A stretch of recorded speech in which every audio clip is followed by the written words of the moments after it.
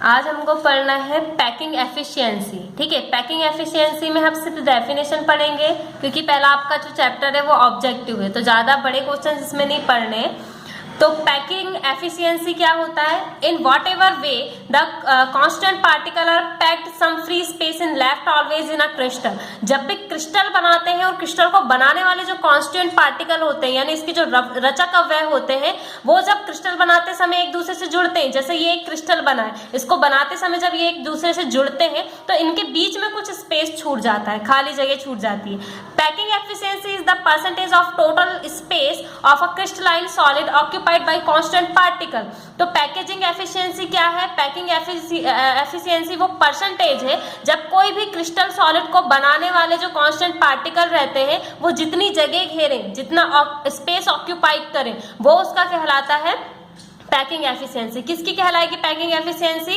Crystal solid को बनाने वाले कांस्टेंट पार्टिकल जब क्रिस्टल बनाते समय जितना स्पेस ऑक्यूपाई करते हैं वो उसकी पैकिंग एफिशिएंसी कहलाती है। ठीक है, पैकिंग एफिशिएंसी समझ में आया? इसकी डेफिनेशन आप लिख लेना। ठीक है, नेक्स्ट देखो, अब हमको पढ़ना है voids.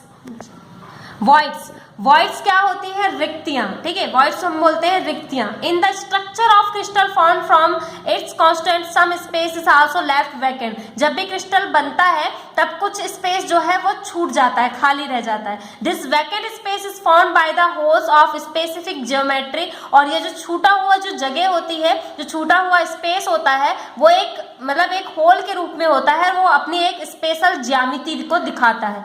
These holes are called voids. और इसी जो होल है इसी को हम वॉइड या रिक्तियां कहते हैं। These holes are in the middle of constant particle, those these are also called interstitial void. तो ये जो होल होते हैं वो कांस्टेंट पार्टिकल के बीच में पाए जाते हैं और इसी को हम इंटरस्टेटियल वॉइड्स या अंतराणु छिद्र या फिर रिक्तियां कहते हैं। These voids of two type, ये जो रिक्तियां होती हैं ये दो टाइप की होती है, टेट्राहेड्रल वॉइड्स और ऑक्टाहेड्रल वॉइड्स। ठीक है, टेट्राहेड्रल वॉइड्स जिसको हम समचतुष्फलकीय रिक्तियां कहते हैं। When a sphere is placed above और below two vacant space form by three touching spheres a tetrahedral void is form. जब भी हम कोई भी क्रिस्टल बना रहे हो तो जब हम क्या करते हैं, जो स्फीयर्स रहते हैं, ये जो गोले हैं, इनके ऊपर या नीचे अगर कोई वैकेंट स्पेस खाली रहता है और तीन जो स्फीयर्स हैं एक दूसरे को टच करते हुए अगर कोई स्ट्रक्चर बनाते हैं तो इनके बीच में जो आपका वैकेंट जो रहता है उसको हम क्या बोलते हैं? Tetrahedral voids. कितने? तीन स्पेस आपस में टच करते हैं और उनके बीच में जो स्पेस होता है, वेकेंट प्लेस होता है, उसको हम बोलते हैं टेट्राहेड्रल वॉइड्स। ठीक है, इसके कैरेक्टर है ratio of radius of void are constant particle is a constant, the size of both are proportional to each other. इसमें जो इसको बनाने वाला कांस्टेंट पार्टिकल जो है उनका जो रेडियस होता है वो क्या होता है? कांस्टेंट होता है। और इनका जो साइज है यानी इनको जो बनाने वाले स्फीयर्स का जो साइज है वो प्रोपोर्शन में होता है, एक दूसरे के समानुपाती। Each constant particle makes two tetrahedron with three spheres above and there spheres below. और इसके साथ आप ये जो टेट्राहेड्रल जो बन रहा है स्फीयर, उसके ऊपर या नीचे आप और स्फीयर रख के इसको बना सकते हैं। Hence each constant particle contributes two times tetrahedral voids to unit cell. Tetrahedral void means the tetrahedral arrangement of sphere producing it. Tetrahedral void का मतलब क्या है कि वो टेट्राहेड्रल अरेंजमेंट में स्फीयर जो है वो टेट्राहेड्रल अरेंजमेंट बना रहे हैं। ठीक है, the coordination number of particle inserted in tetrahedral void in 4। Tetrahedral void बनाते समय जो कोऑर्डिनेशन नंबर होगा इनका वो कितना होगा? 4। इसका मतलब ये अपने चारों तरफ 4 स्फीयर से घिरे होंगे।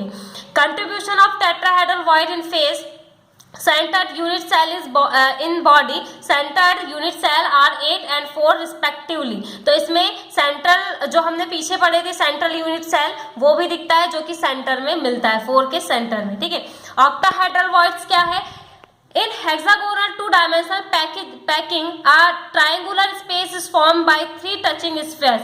तो हेक्सागोनल टू डायमेंशनल पैकेजिंग जब होती है, अष्टफलकीय संकुलन जब होता है तब ट्राइगोनल स्पेस बनता है 3 टचिंग स्फीयर के बीच में। जैसे ये तीन टचिंग स्फीयर है, आप तीन तीन के जोड़े लेंगे, ऊपर 3 रखेंगे, नीचे 3 रखेंगे और इनके बीच में जो स्ट्रक्चर बनता है उसको हम ऑक्टाहेड्रल वॉइड कहते हैं। ठीक है, इसके कैरेक्टर है ratio of radius of void of constant particle is constant, has there size and are proportional to each other. जैसा सेम आपका इसमें था, सेम वैसा ही किसमें जो बनाने वाले पार्टिकल होंगे सेम साइज के होंगे, एक दूसरे के प्रोपोर्शनल में होंगे। Size of void is greater than tetrahedral void. इनका जो रिक्ति है इसका जो साइज होगा वो टेट्राहेड्रल से ज्यादा बड़ा होगा। Each constant particle produce an octahedral void by touching there constant particle in upper and lower layer. इसके जो पार्टिकल्स होंगे वो ऊपर और नीचे जो है एक दूसरे को टच करते हुए रहेंगे और ऑक्टाहेड्रल वॉइड बनाएंगे। कोऑर्डिनेशन नंबर क्या होगा इसका होगा 6। ठीक है, क्योंकि ऊपर 3 और नीचे 3 होंगे, इसका मतलब चारों तरफ से 6 जो वॉइड है 6 जो स्फीयर है उससे घिरे होंगे, इसलिए इनका कोऑर्डिनेशन होगा 6। Contribution of octahedral voids to face centre cubic unit cell, तो इसमें भी सेम वैसे ही सेंट्रल यूनिट क्यूबिक सेल इसमें भी था, वैसे ही इसमें भी ये शो करेंगे। ठीक है, अब नेक्स्ट आता है हमारा इम्परफेक्शन इन सॉलिड। इसका मतलब है जब सॉलिड क्रिस्टल बनते हैं तो उनमें इम्परफेक्शन यानी कि अनिश्चितता या दोष कैसे उत्पन्न होता है। At absolute zero temperature in the crystals of solid, their constant unit atom ion molecule are arranged regularly। जब एकदम एब्सोल्यूट जीरो टेम्परेचर होता है तब कोई भी सॉलिड का जो क्रिस्टल होता है उसके जो रचक अवयव होते हैं जैसे एटम आयन मॉलिक्यूल वो रेगुलर अरेंज होते हैं। जैसे आप कोई भी ठोस या सॉलिड को कहीं भी रख देते हैं तो वो जैसा का वैसा ही रहता है जब तक कि टेम्परेचर आप बढ़ाएं ना। ठीक है, this arrangement corresponds to lowest energy. ये अरेंजमेंट तब तक बना रहता है जब तक एनर्जी लो हो। As the temperature of crystal increase the crystal constant start deviating from the regular arrangement. जैसे ही टेम्परेचर बढ़ता है, जैसे ही थोड़ा भी टेम्परेचर बढ़ा तो क्रिस्टल के जो कांस्टेंट्स रहते हैं यानी उसके जो एटम्स मॉलिक्यूल्स होते हैं उसमें विचलन चालू हो जाता है अपने रेगुलर अरेंजमेंट से हटकर। ठीक है, this deviation produce a defect on imperfection in the perfect crystal. और यही जो विचलन जो है वही किसी भी परफेक्ट क्रिस्टल में इम्परफेक्शन को लाता है। दीज डिफेक्ट्स और imperfection are called the thermodynamic defect because this depend upon the temperature. और ये जो डिफेक्ट या दोष उत्पन्न हुआ है वो उसको हम थर्मोडायनेमिक ऊष्मा गतिकी डिफेक्ट कहते हैं। क्यों? क्योंकि ये टेम्परेचर की वजह से हुआ है। ठीक है, Sometimes addition of impurity also produce defect which is called impurity defect। पहला वाला किसकी वजह से हुआ? टेम्परेचर की वजह से। और जो आगे जो हम पढ़ रहे हैं वो इम्प्योरिटी, अगर हम किसी भी क्रिस्टल में इम्प्योर सब्सटेंस डाल दें, ठीक है, तो उसकी वजह से जो डिफेक्ट उत्पन्न होगा उसको हम कहेंगे इम्प्योरिटी डिफेक्ट। ठीक है, due to imperfection in crystals the properties are not only modified but get enhanced। जब भी इम्परफेक्शन उत्पन्न होता है क्रिस्टल्स में तो उसकी प्रॉपर्टी चेंज होने के साथ साथ मॉडिफाई भी होती है यानी कुछ नए कैरेक्टर भी आ जाते हैं। Many properties like electric conductivity यानी कि विद्युत चालकता एंड मैकेनिकल स्ट्रेंथ, और उसकी यांत्रिक जो शक्ति है वो भी क्या होती है? चेंज होती है। Can be explain on the basis of these imperfection. इस इम्परफेक्शन से हम उसको बता सकते हैं। Defects in crystals are divided into 2 part. ये जो क्रिस्टल में डिफेक्ट उत्पन्न हो रहा है इसको हम 2 भागों में बांटते हैं, इलेक्ट्रॉनिक डिफेक्ट्स और पॉइंट डिफेक्ट। इलेक्ट्रॉनिक डिफेक्ट क्या है? These defects arise due to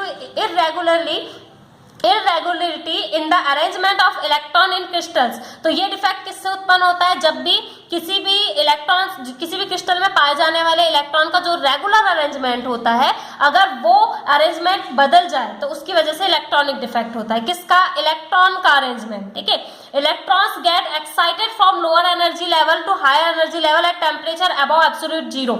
जैसे ही टेम्परेचर जीरो से हम थोड़ा भी बढ़ाते हैं तो जो इलेक्ट्रॉन है वो अपने लो एनर्जी लेवल से हाई में पहुंच जाते हैं। Example, silicon conduct electricity at high temperature due to the presence of free electron. Silicon जो होता है वो कंडक्ट नहीं करता इलेक्ट्रिसिटी, लेकिन जैसे ही हम इसमें टेम्परेचर बढ़ाते हैं तो इसमें इलेक्ट्रॉन फ्री हो जाते हैं यानी लो से हाई में लेवल में पहुंच जाते हैं, इसलिए इलेक्ट्रिसिटी को कंडक्ट करने लगता है। अब है point defect. Defects produce due to division of atom और आयन फ्रॉम रेगुलर अरेंजमेंट और कॉल्ड पॉइंट डिफेक्ट। जब भी किसी भी क्रिस्टल्स में पाए जाने वाले एटम और आयन के रेगुलर अरेंजमेंट में कोई भी डिफेक्ट उत्पन्न होगा तो वो पॉइंट डिफेक्ट कहलाएगा। ठीक है, पॉइंट, क्योंकि हमने पढ़े हैं पीछे की पॉइंट हम किसको बोलते हैं? आयंस और एटम्स मॉलिक्यूल्स को ही हम पॉइंट कह रहे हैं। इन दिस डिफेक्ट्स एटम और ion divide from their fix position to produce defect, जब ये अपने फिक्स पोजीशन को छोड़ देते हैं उसकी वजह से ये डिफेक्ट उत्पन्न होता है। The extension of point defect is called lattice defect, और जब ये पॉइंट डिफेक्ट बढ़ जाए तो उसको हम जालक दोष कहते हैं। Lattice defects are either linear defect और प्लेन डिफेक्ट, ये लाइनर भी होता है और प्लेन भी होता है। अब हमको पढ़ना है पॉइंट डिफेक्ट। पॉइंट डिफेक्ट्स में be divided into the following part, अलग अलग पार्ट में बांटा गया है। सबसे पहले स्टियोकेमेट्रिक डिफेक्ट। स्टियोकेमेट्रिक डिफेक्ट क्या होता है?